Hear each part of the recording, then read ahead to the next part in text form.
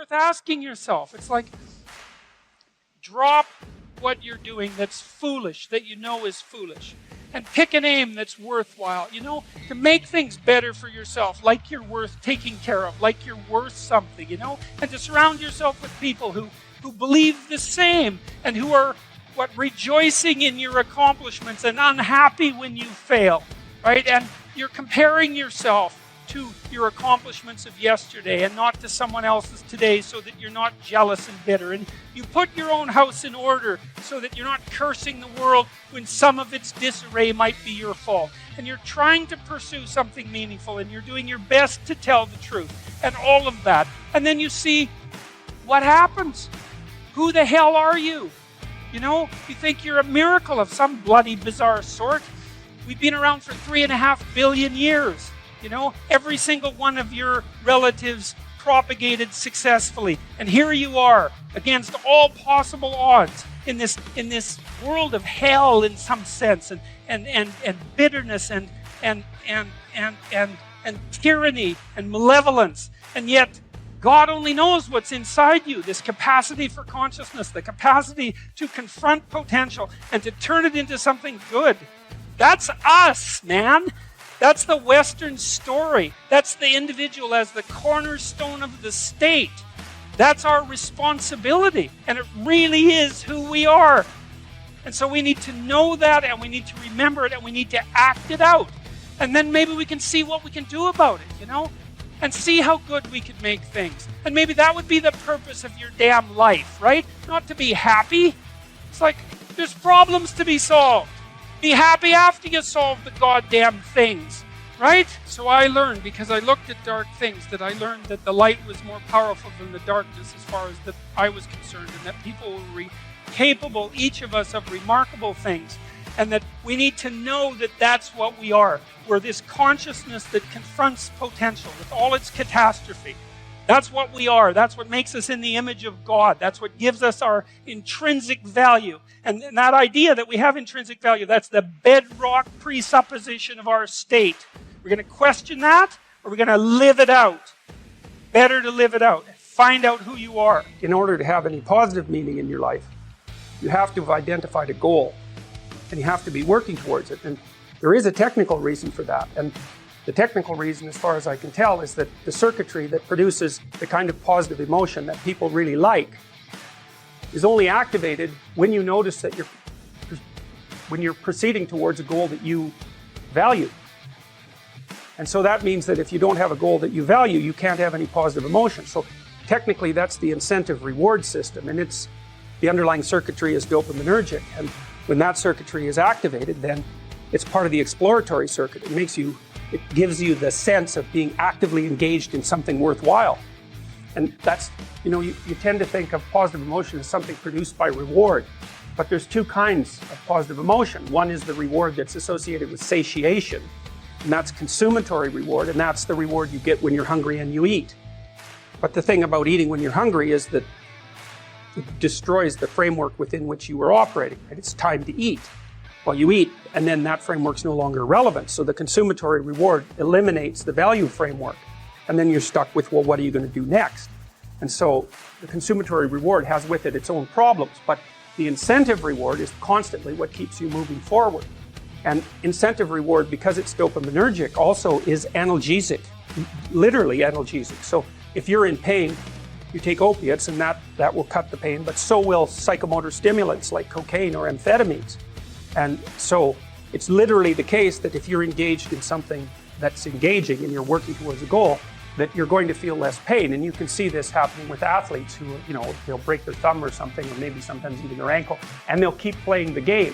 Of course, afterwards, they're suffering like mad, but the fact that they're so filled with goal-directed enthusiasm means that, well, the pain systems are in some sense shut off.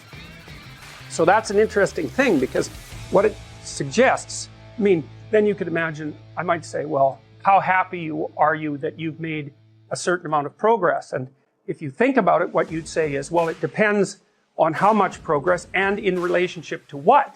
So hypothetically, you're going to be happier if you've made quite a bit of progress towards a really important goal. And then you have to think through what it means for a goal to be really important, because that's not obvious. Now, you could say, You're in this class and you're listening to some information, and maybe there's two reasons for that. You might find the information interesting per se, but let's forget about that for a minute. You need to listen to the information so that you can do well on the assignments, so that you can do well in the class. You need to do well in your classes so that you can finish up your degree. You need to finish up your degree so that you can find your place in the world. You need to do that so that you're financially stable and maybe you can start a family and have a life, and that's all part of being a good person, something like that. And so that's a hierarchy of goals, and you might say that being a good person would be the thing, however vaguely thought through, that's at the top of that hierarchy. And then when you're doing things that serve that ultimate purpose, then you're going to find those more meaningful, and that meaning is actually produced as a consequence of the engagement of this exploratory circuit that's nested right down in your hypothalamus. It's really, really old. It's as old as thirst, and it's as old as hunger. It's really an old system. And so you want to have that thing active. Like, even if you take the most cynical of ideas, let's say that life is irredeemable suffering and perhaps isn't even justified because of that, it still seems to me that you have an ethical duty, let's say, to live in a manner that reduces that to the degree that that's possible. And I think that can be experienced as meaningful in some sense independently of the transcendent context. Now, I don't exactly know how to strip off the transcendent context, because one of the things I would say that's happened to me is, because I've spent so much time looking at the horrible things that people have done, is that it's like Jung said, that he this is one of his famous quotes. He said, "No tree can reach up to heaven unless its roots reach down to hell." And so as I've dug deeper into the depravity of human beings, my sense of the possibility of human beings has also grown, what would you say, in proportion. And until I've become convinced, actually, that good is a more powerful force than evil, even though evil is an unbelievably powerful force. And so I can't really strip the transcendent away. Now, what bearing that has on eternity, say, on an afterlife, I can't say anything about that. The only thing I guess I can say is that there are many things about being that we don't understand in the least. And we don't understand the nature of consciousness or the nature of time. So I wouldn't despair about that. But yes, I think that life can still be meaningful without there being a necessity of an afterlife. It might be say that someone who is incapable of cruelty is a higher moral being than someone who is capable of cruelty. And I would say, and this follows Jung as well, that that's incorrect, and it's dangerously incorrect, because if you are not capable of cruelty, you are absolutely a victim to anyone who is. And so part of the reason that people go watch anti-heroes and villains is because there's a part of them crying out for the incorporation of the monster within them, which is what gives them strength of character and self-respect, because it's impossible to respect yourself until you grow teeth. And if you grow teeth, then you realize that you're somewhat dangerous, or maybe somewhat seriously dangerous, and then you might be more willing to demand that you treat yourself with respect and other people do the same thing. And so that doesn't mean that being cruel is better than not being cruel. What it means is that being able to be cruel and then not being cruel is better than not being able to be cruel. Because in the first case, you're nothing but weak and naive. And in the second case, you're dangerous, but you have it under control. And a lot of martial arts concentrate on exactly that as part of their philosophy of training. It's like, we're not training you to fight. We're training you to be peaceful and awake and avoid fights. But if you happen to have to get in one, and I guess the philosophy also is that if you're competent at fighting, that actually decreases the probability that you're going to have to fight, because when someone pushes you, you'll be able to respond with confidence, and with any luck, and this is certainly the case with bullies, with any luck, a reasonable show of confidence, which is very much equivalent to a show of dominance, is going to be enough to make the bully back off. And so the strength that you develop in your monstrousness is actually the best guarantee of peace. And that's partly why Jung believed that it was necessary for people to integrate their shadow And he said that was a terrible thing for people to attempt because the human shadow, which is all those things about yourself that you don't want to realize, reaches all the way to hell.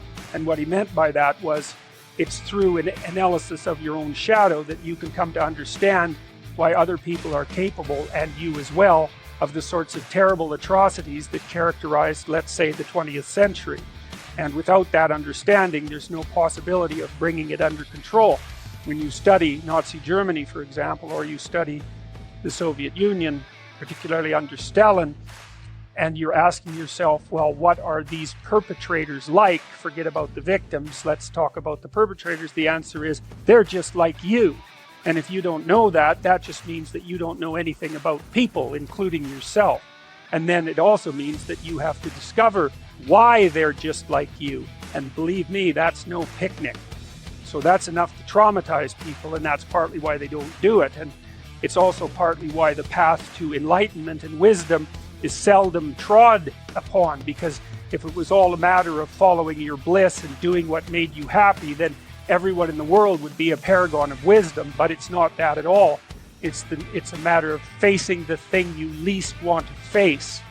And everyone has there's this old story in King Arthur where the knights go off to look for the Holy Grail, which is either the cup that Christ drank out of at the Last Supper, or the cup into which the blood that gushed from his side was poured when he was crucified. The stories vary, but it's basically a holy object, like the phoenix in some sense, that's a representation of transformation.